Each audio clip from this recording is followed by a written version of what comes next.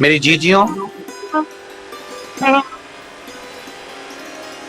मेरे बेटियों, मेरे जीजाओं, मेरे भाई माताओं, एक बात बहुत अच्छे से अपनी चित्तवृत्ति में उतार लो। पहले समझ लो कि अशोक सुंदरी का स्थान, आप लोगों को तो मालूम है ना सबको, ये जो पीठिका होती है, इस पीठिका में एक मिनट देखो, इसको इससे समझ लो। ये जो पीठिका है, ये पीठिका माता पार्वती जी का हस्त कमल है। इस पीठिका, ये भगवान शंकर का शिवलिंग हो गया। ऊपर से जो जलाधारी में से एक एक बूंद पानी नीचे टपकता है, वो भगवान शंकर की 5 बेटियां जया, विषहरा, श्यामली बारी, दौतली और देव। और इस पीठिका के सम्मुख में जहां से पानी नीचे गिरता है, जहां से ये जो भाग आगे जाके होता है, जहां से पानी नीचे गिरता है, इसके राइट में श्री गणेश जी, लेफ्ट में श्री कार्तिकेय जी, और मध्य में एक मोटी सी, प्रत्येक शंकर के शिवलिंग की जलाधारी में एक मोटी सी बीच में एक लाइन होती है, मोटी सी। वो स्थान अशोक सुंदरी का होगा। वो स्थान अशोक सुंदरी का होगा, उसको अशोक सुंदरी का स्थान।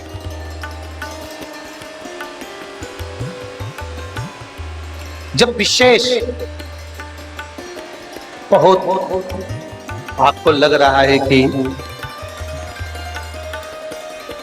ये कार्य होने वाला नहीं है, और विशेष अगर कोई कार्य, और बहुत समय अगर आपके निकल भी गए हो, बहुत समय आपका लग गया और वो कार्य नहीं हो रहा, 5 बेलपत्र अशोक सुंदरी वाली जगह पर जब आप चढ़ाएंगे, तो ये डंडी का जो भाग है, ये डंडी का भाग जहां से पानी बहता है, जहां से जल बहता है, उस स्थान की ओर इस डंडी के भाग को रखिए। 5 बेलपत्र, एक बेलपत्र जब डंडी का भाग हमने इधर कर दिया, थोड़ा समझ लें अच्छे से, जैसे ये जलाधारी समझ लो, एक बेलपत्र अपन ने रखी, डंडी का भाग जहां से जल बह रहा है उस ओर है। दूसरी बेलपत्र हमने उठाई और दूसरी बेलपत्र की डंडी को मध्य भाग की पत्ती पर, दूसरे नंबर की पत्ती है, मध्य बीच वाली पत्ती है, उस पर। तीसरी बेलपत्र को फिर बीच वाली पत्ती पर। इस तरह से 5 बेलपत्र हमें देवाधिदेव महादेव को समर्पित करना चाहिए। 5 बेलपत्र पर अपनी 3 उंगली भगवान शंकर की 5 बेलपत्र पर स्पर्श, और 1 लोटा जल भगवान शंकर को पंचाक्षर मंत्र नमः शिवाय, षडाक्षर मंत्र ओम नमः शिवाय या श्री शिवाय नमस्तुभ्यम कहकर जल चढ़ाने की दिशा। हमने पहले भी आप लोगों से कहा, अगर विशेष कोई कामना से हम जल चढ़ाते हैं, विशेष कोई मन की बात है और वो नहीं हो रही, उसके लिए हम जल चढ़ाते हैं, तो ध्यान रखने वाला विषय है, जहां से जल बहता है उसके ठीक विपरीत में आप बैठ जाओ। जल उत्तर की ओर जा रहा है, आप दक्षिण में बैठ लो। दक्षिण में बैठकर उत्तर की ओर मुख कर लो, क्योंकि जल उत्तर की ओर जा रहा है। इधर जल जा रहा है तो आपका बैठना इधर होना चाहिए, इधर जल जा रहा है तो आपका बैठना हम जहां बैठे ऐसा होना चाहिए। इधर जल जा रहा है तो आप जैसे बैठे हो वैसा होना चाहिए। वहां बैठकर 5 बेलपत्र रखकर उंगली का स्पर्श कर पंचाक्षर मंत्र या षडाक्षर मंत्र या श्री शिवाय नमस्तुभ्यम बोलकर फिर जल की धार दोनों हाथ से देवाधिदेव महादेव को अपने मन की कामना कर अशोक सुंदरी से अपने दिल की बात कहते हुए चढ़ाई। 2 या 2.5 महीना होगा और देवाधिदेव महादेव आपका वो कार्य सफल करेगा। अशोक सुंदरी हमारे दिल की, हमारे हृदय की बात को स्वीकार कर, अशुभ। कितनी बेलपत्र? जम के बोलो जरा। 5। क्रम से 3 उंगली का स्पर्श, पंचाक्षर मंत्र का जाप या षडाक्षर मंत्र का जाप या श्री शिवाय कहते हुए बाबा को दिशा में बैठकर जल समर्पित करते कि भोला सब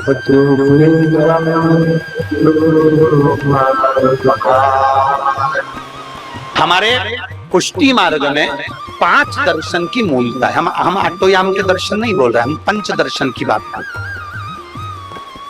हमारे पुष्टि मार्ग में आटोयाम के दर्शन तो होते हैं, पर हमारे पुष्टि मार्ग में 5 दर्शन की मूलता होती है।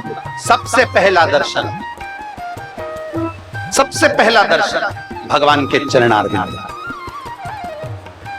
दूसरा दर्शन भगवान के नाभि कोश, जो कि मंगला में होला, नाभि का दर्शन। तीसरा दर्शन भगवान के वक्षस्थल। चौथा दर्शन भगवान के नेत्रों को।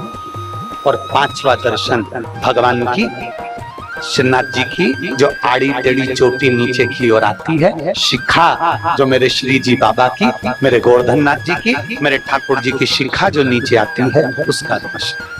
5 दर्शन। पहला चरणारविंद का, भगवान के चरणों का दर्शन करते हुए मन से कहिए कि बाबा मैं आपके चरणों में रहना चाहती हूँ।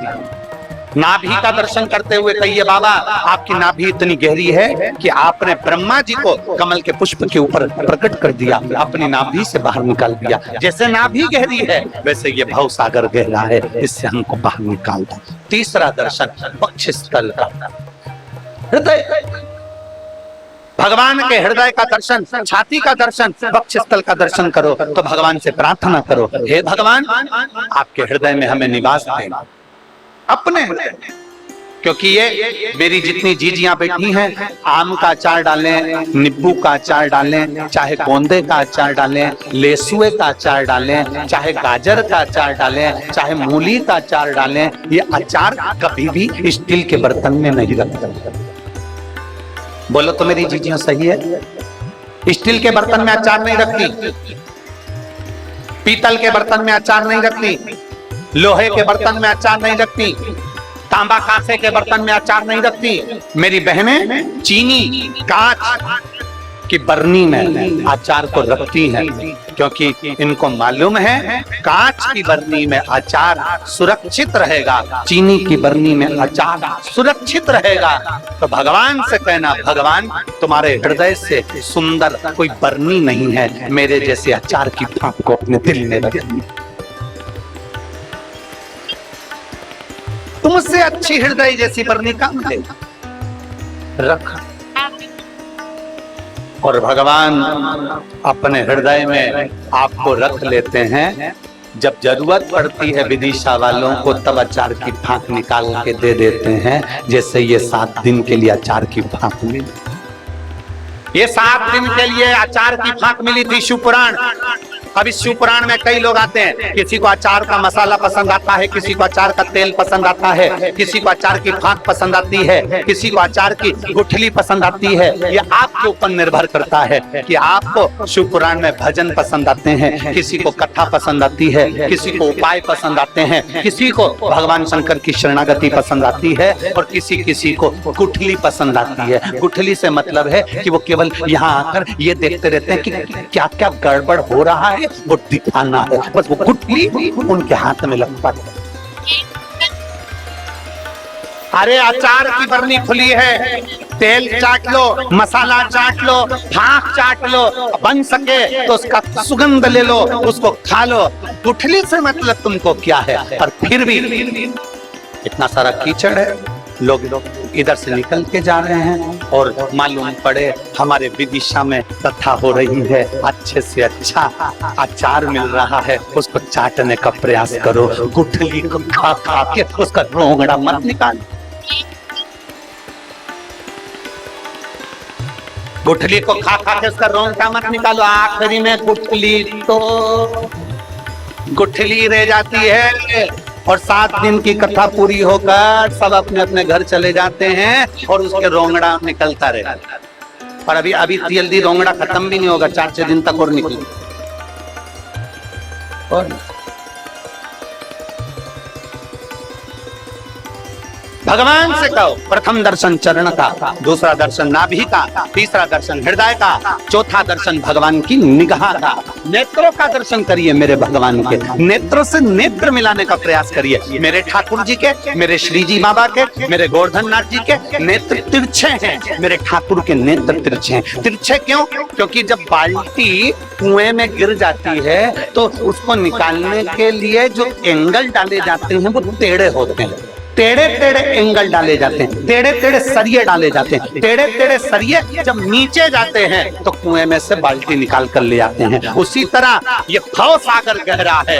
हम जब भगवान के नैनों का दर्शन करते हैं तो उसमें अटक जाते हैं तो भव से पार हो जाते हैं। ये चौथा।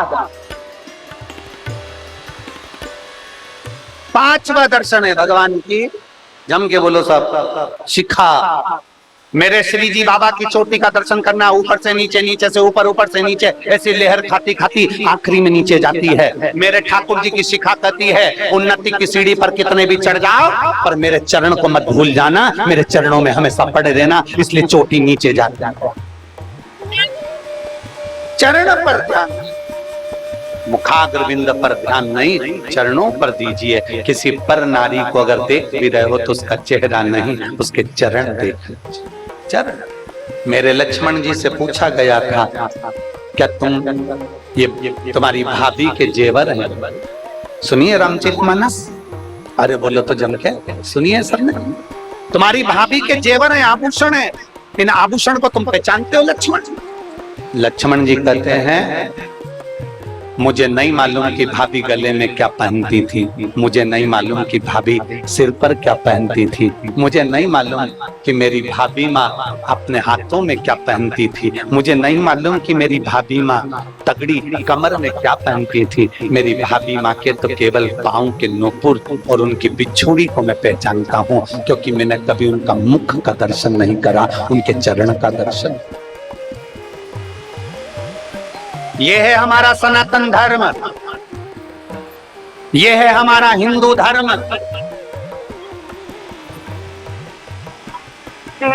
ऊंचे ऊंचे सिंहासन पर बैठकर लोग कह देते हैं कि सनातन धर्म क्या है, हिंदू धर्म क्या है। उनको बताना चाहिए ये हमारा सनातन धर्म आज नहीं, रामचरितमानस से सिखाता आ रहा है कि स्त्री के चरण देखना चाहिए, मुख नहीं। चरणों की बात करता।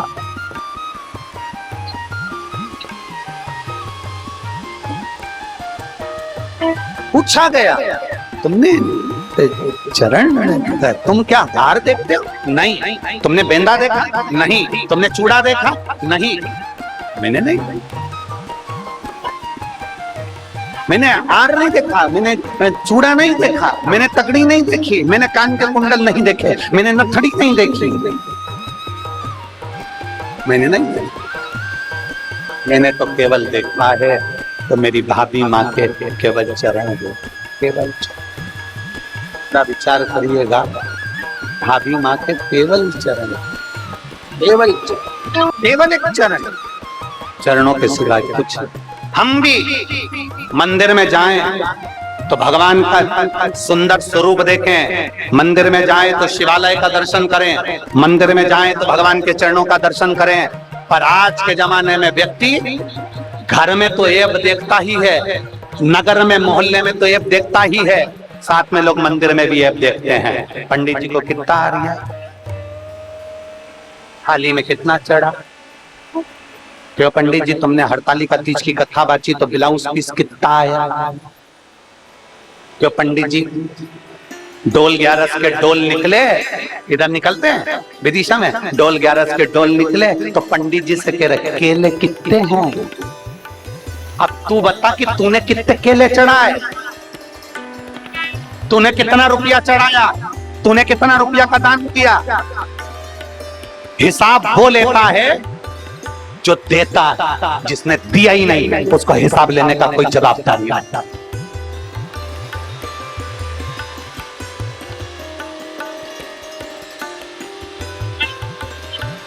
उसको जवाबदारी नहीं है।